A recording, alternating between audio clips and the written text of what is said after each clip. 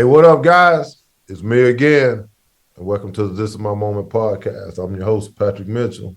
And here at This Is My Moment, we love having a good time, we love laughing, and we love meeting new people. Let's go. There ain't no stopping it. This is my moment. Join the movement. We bringing people together, bringing positivity, making changes for the better. Today, I got a cat on the show, man, that's going to give me some insight. I can't wait because I got a lot of problems over here. You might not know, but I got a problem. I think he's going to help me out a little bit. Introduce yourself to the family. Yeah, thanks for having me, Patrick. I'm Brian Sachetta, author and owner of Get Out of Your Head, which is a brand and book series that seeks to help folks overcome anxiety and depression. Man. So I saw that you had Get Out of Your Own Head, right? And a lot of people don't know that I struggle with anxiety and depression. And when I came back, I'm a retired military guy, and I did a year in Afghanistan as an Air Force photographer. And I saw a lot of stuff, man. I was in an IED, man. 4 times we got hit with roadside bombs, man. And wow. Yeah. My roommate attempted suicide while I was in the room. So I came back really messed up, man. PTSD, TBI, anxiety, depression, short-term memory loss, like all that stuff, And I fight with anxiety and depression. And I saw that you wrote a book, a second volume to your series, Get Out of Your Own Head. Give me a little bit about what you're going through with the book, man. What are you doing? Yeah, sure. So you want to talk about the content in the book itself, some of the marketing activities? What do you think makes sense to focus on? Give me what you got going on in the book. So navigating of depression. What you got going on in the book? Yeah. So let me step back for a second and just talk about my writing approach in general, right? I'm not a psychiatrist. I'm not a doctor, any of those things. I'm just a dude who's been in the same fight that you have, right? In terms of mental health. So I write from a place of understanding and experience where it's I know what I've been through. I know how that stuff feels. And then also I know what has worked for me in the past. So I'm sort of just trying to put forth, especially with the second book, right? A practical and almost lay person's guide to dealing with this difficult affliction. And I think that's what the thing is. A lot of people want to go to the doctor. A lot of people look at us like a psychiatrist. And you know what's funny, man, is I think some of the best information is from people that's been through it, living through it. And now you have someone that understands. So when you're talking or you're giving it information, you understand, because a lot of people are like, oh, you don't understand what I'm going through. Oh, yes, I do. Believe me, I understand. And I saw that you wrote a volume 2, and that's the one we're talking about. What did you give us in volume 2 that you didn't give us in volume 1? Yeah. So volume 1 is called Get Out of Your Head, a toolkit for living with and overcoming anxiety. So that book is specifically geared toward anxiety, whereas book 2, so it's Get Out of Your Head, volume 2, Navigating the Abyss of Depression. That one it's the same style, but it's solely directed at depression. So same person, same approach, same sort of writing style and whatnot, but the books are different in the sense that they deal with different diseases.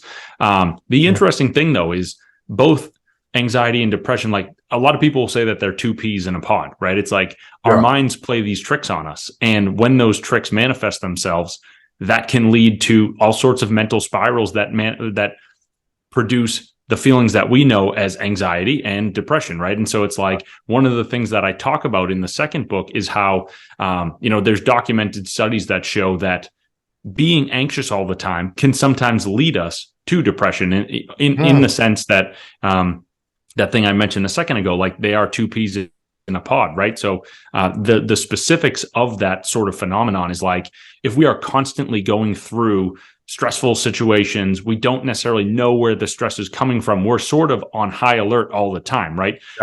The specific thing that it's called, it's the unpredictable chronic mild stress protocol.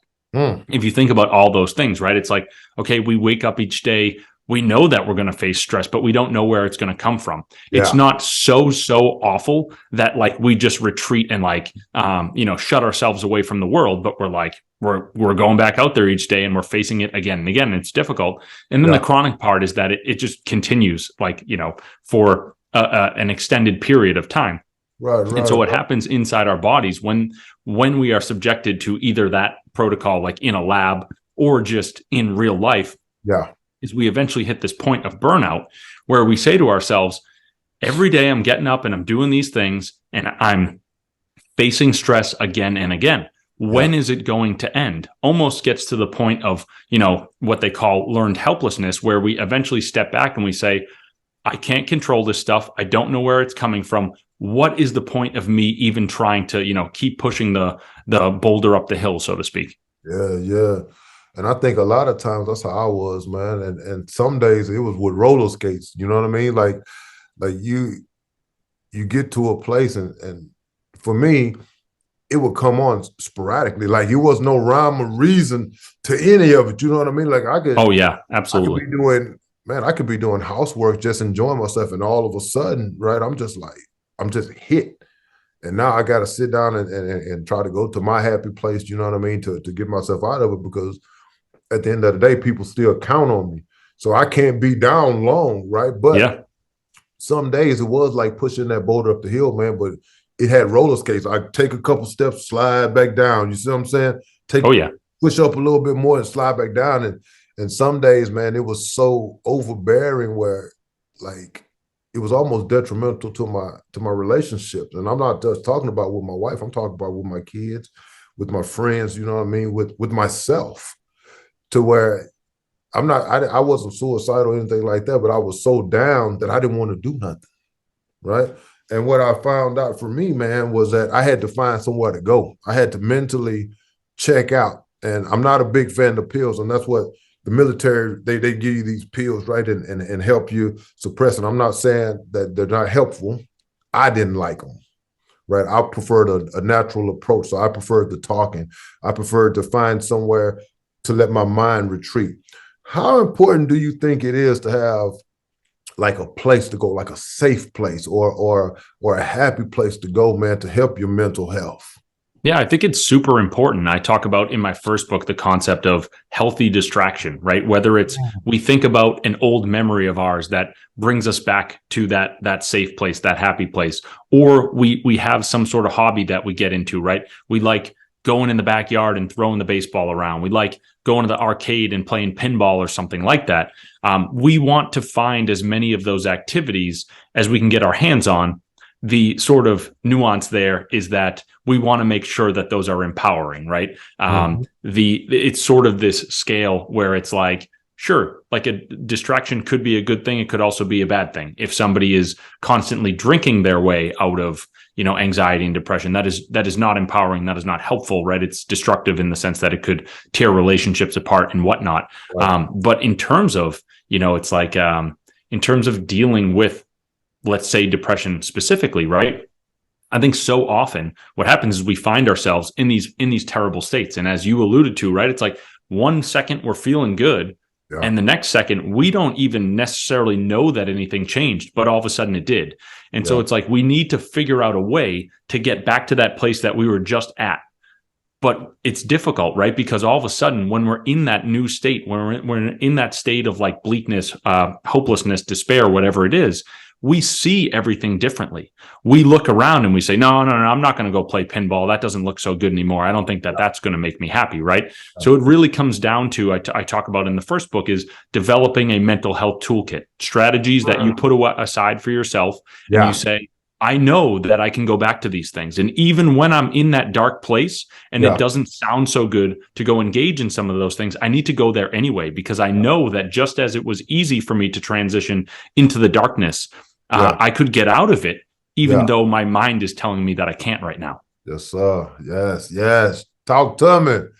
Yeah. So let me ask you, you talked about strategies.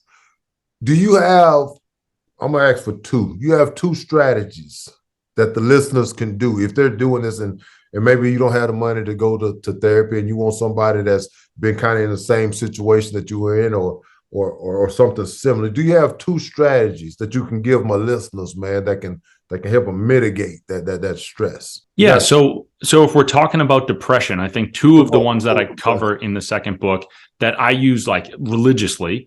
So one is, just a physical exercise plan. So it's like, I talk to people and I say I work out and I go for a walk every day. And then about 5 days a week, I do some sort of actual like workout where I'm either running or I'm doing yoga or I'm lifting weights, something like that. And like something more stressful than walking. And if all you want to do is walk, that is totally fine. Like, the main thing is we need to get our bodies active. There's a lot of scientific studies out there that show that a regimen of physical activity can be very helpful in treating depression.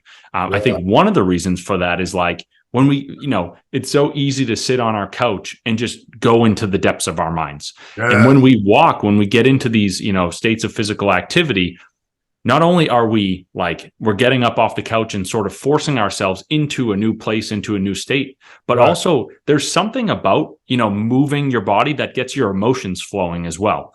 And sometimes that allows whatever we're dealing with, the darkness, to sort of flow through us. So that's something that I like.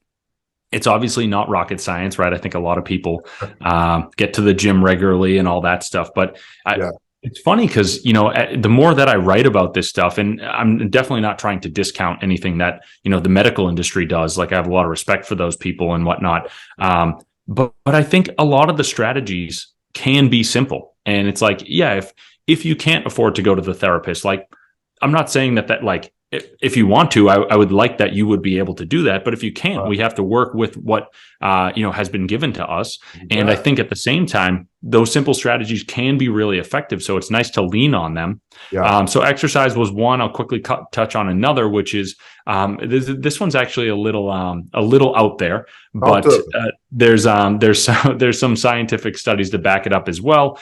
So the notion of like taking a cold shower, what it sort of does is like snaps us out of, the emotional state we're in, right? If you think about plunging into a cold pool, all of a sudden it's like we have to let go whatever we were chewing over, because now we're in this freezing cold pool and we're like, we got to get out of here, right? It's a similar concept when we step into a cold shower where our bodies are like, okay, now I'm focusing on my body itself rather than, the things that I was chewing over a minute ago. The science behind this one sort of suggests like almost like an evolutionary psychology sort of approach where basically the thought is, over years and years, it's almost like actions that promoted our survival are sort of wired into our bodies and DNA because, we want to do those things to continue our survival. So the thought here, and it's a theory, is that over time, as our ancestors were running away from predators and finding food in the forest and in the wild, they would jump into cold bodies of water, to find safety, to find food and stuff like that. And so that theory is basically that now when we come in contact, where we take a cold shower, jump in a cold body of water, it's almost like our body's remembering that evolutionary process and saying, hey, something about this is beneficial. I like that. I've never put that together. And I didn't either. Don't get me wrong. I read the studies and I, put my own spin on it. So, as an athlete, like I played college ball, I played high school ball, I coached. And a lot of times after like a hard exercise or a hard game, you get in the ice bath to shock your body back into some kind of normalcy. And then, your mind is a muscle, right? So it might be something to it. You know what? So like for me, man, it was super important to be able to talk through my anxiety, right? Like it helped me to talk through it, man. And what I realized that you have to have a support system, right? You have to have people on your team that's going to talk to you real. They're going to give you like the good hard no. You know what I mean? Like I understand. But how important do you think it is, man, to have a tight circle, man, to help you in your support system and that structure? How important do you think that is inside of anxiety and depression and whatnot? Yeah, I don't want to like overstate it, but I do think it's almost everything, right? If we are constantly dealing with things in our own mind, stress in our lives and whatnot, and we have nobody to turn to, we don't have an outlet, right? And we have to keep that stress inside of ourselves where it grows and festers. being able to turn to somebody and say, hey, this is what I'm dealing with right now, and having them listen to us. Maybe even like, maybe all they have to do is support us and say, like, I'm here, I understand. Maybe they provide a new insight. Who knows exactly what it is, but feeling as though somebody is there for us, like, so much of that, again, is wired into our DNA, right? It's like we are really social creatures.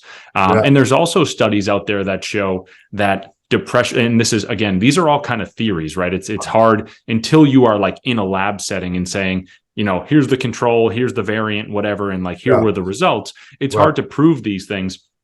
But there's some theories out there that basically say that loneliness basically triggers depression almost as a survival mechanism to say, hey, like, back in prehistoric society or whatever it is, if you were alone in the wilderness, you were dead. Right. Because it was like something would come after you. But if you were with a tribe, you stood a better chance of living. And so, again, a theory, I don't know if it's true or not, but I do know that when I'm by myself, that's when I tend to get into my head, right, and think about things that aren't helpful for me. And sort of the opposite of that, as you alluded to, or you asked about, was how important is that social network? It's like, or the support system. It's like, if nothing else, it gives us that outlet. It gives us that sort of those people that we can lean on, and also like, we our bodies don't get activated, or they don't send off the warning signals to be like, I'm alone and I'm afraid, and I this is bad for my survival, that sort of thing. Yeah. And man, to me, man, the support was crazy. It was crazy. And I'm gonna just share with you this real quick. When I got back from Afghanistan, right, my wife was a military member also. She retired. Shout out, Heather. You did well, baby. So this is the deal. I was in Afghanistan for a year, and they got ready to send me home. And we missed our flight, our connecting flight from Afghanistan back to Germany, whatever. And I missed my wife by 2 weeks. So I came back with all this stuff, right? And no support system. And I found myself, man, in a place where I didn't even recognize myself. And with having no one to talk to, it was so much harder for me to get out of that rut, right? To get out of that dark place. And at the time I had my kids, I picked my kids up from my mom's house, who was watching them in that 2-week span. I couldn't even be a good dad, because everything triggered me. Like, my fuse was short, right? My understanding was short. And these are kids, man. So I'm taking out all these things that I have mentally messed up with me out on my kids. So now they're looking at dad like this is not the dad I know. Where's my pops at, right? What I had to do, man, and I want your opinion on this, I had to have a hard conversation with myself. Like, I had to have an honest, no lie, look in the mirror, like, come to Jesus meeting with myself. You know what? I got to talk about it. I can't let this beat me. You know what I mean? How important do you think being honest and being open? Because as a guy, right, we like, nah, we don't want to show emotion. We're tough, muscle up, right? But then you realize, you know what? Strength comes from talking. Strength comes from being in a vulnerable place that helps you heal, right? It takes more strength doing that than going out there lifting them weights. How important do you think it is to have that honest, true conversation with yourself before you can start to heal? Yeah, it's a great question. I just want to say, first off, thanks for your service. It's, I can't imagine what that is like. And I think, it sounds like you've like made some progress on your journey. I just think about like, how triggering that must be to come home, to go back into normal life. It's almost as if like, you've seen these horrors and you're like, how do I make sense of any of this? Right. So we definitely can't discount that at all. In terms of the question itself of being honest with ourselves, being open and whatnot, I mean, you're hitting all the key points right on the head, where like I talk about all those things in my books. One thing that I kind of want to harp on, what you got into, was sort of the notion of like masculinity, right? Yeah. There's this machismo idea in society where it's like, push these feelings down, don't talk about them. Men can't be anxious, men can't be depressed. Yeah. I look at look, I'm not saying that it's easy. It's definitely not. Like I'm not one to hear to be like, oh, just open up and do it. Like it's hard, man. It's very hard to have those conversations, you know? But at the same time, I think that not having those conversations out of fear Yeah. is probably less masculine than having them, right? A real, like, true masculinity is somebody who says, in sort of a grounded way, this is what I'm dealing with. Yeah. And this is my approach for moving forward. It's not glamorizing it. It's not, making it sexy or anything like that. It's saying, like, here's the reality of the situation, whether it's for my kids, whether it's for my family. I have to move forward. I have to protect the tribe. If I don't have those conversations, that's not going to happen. And then everybody suffers for it. Right. In terms of honesty and openness and whatnot, I have a chapter in my first book. The exact chapter name, I think it's called like Care Less, Open More, or something like that. I think one piece, right, is like, of that chapter name, it's like caring less. Even though like dealing with anxiety and dealing with depression is very difficult, we do have to like obviously it's nuanced, right? It's like, I'm not saying this to everyone or whatever. I'm saying from my own experience, right? I got to a point where I was like, I deal with this, but yeah, I've looked at all the studies, I've looked at the numbers. So many people deal with this. I need to get to a point where I can say, look, man, you have to care less about the fact that you deal with these things. So many other people do as well.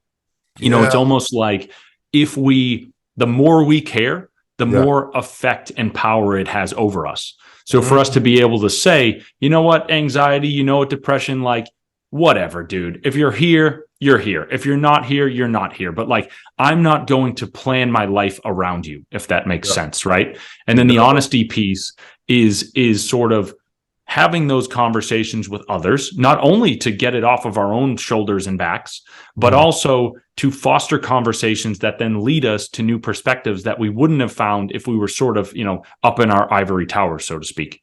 Yeah, brother, that's spot on, man. And I know, like, I'm saying stuff that sounds like it was coming in the book. I'm gonna have to check both volumes out, man.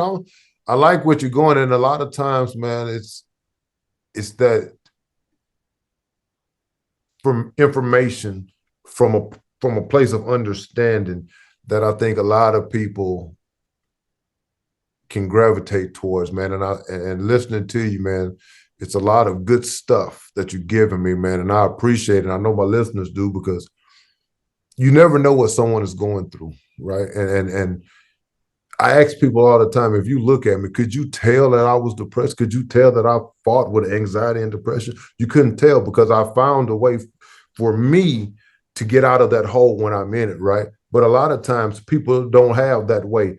Let me ask this, what's your happy place? When you used to get down on yourself, or when you do get down on yourself, where do Brian go to get himself back up? Where you re-energize? What do you do? Yeah, I mean, I've got some memories that I sometimes go back to, but honestly, a lot of it's the gym. Like I go back to running all the time. There's times in my life where I'm like, I don't like the pain of it and all this. Sometimes it's cold out, whatever. And I'm not saying that I'm doing it every single day of the week. And, some days it's cold out or snowing. And I'm like, yeah, maybe not. But there are days when I'm like sitting on my couch. And I'm like, I'm not feeling so good. Like, what's up? What's up? And then all of a sudden I'm like, you know what? Like, get the running shoes on and just put the music in and just go. And I come back and, I'm not saying anything is necessarily like a cure all, but I come back and more often than not, I'm like, okay, I'm doing better now. Yeah. And I think that's it, brother. Finding what works for you, and running work for you. Like, I'm not finna get out there and run. I'm not finna do that. But I do go to the gym. Like, I like basketball. I love coaching. Like, I love the human interaction, that tribal mentality, like you were talking about earlier, man. That's what helps me. And I think that the faster you can find it, if you can't afford the medical treatments, if you can't afford the doctors, if you can find that happy place, that place that takes this away, right, and let you settle back down, I think the faster you find that, I think you start to heal a little bit quicker. Or at least that's what happened with me. When I found out what works for me, brother, I was unstoppable because I had a job, right?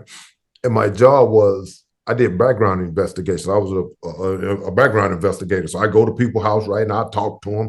But then I have to come back home and I sit in this office, right, and I type up all these reports, right, and it was just me and this paper and nothing. So though working for that company, doing those things, even though it had a huge effect on like who comes in the military and back, you know what I mean, those kind of things, it was the worst job that I could have chose.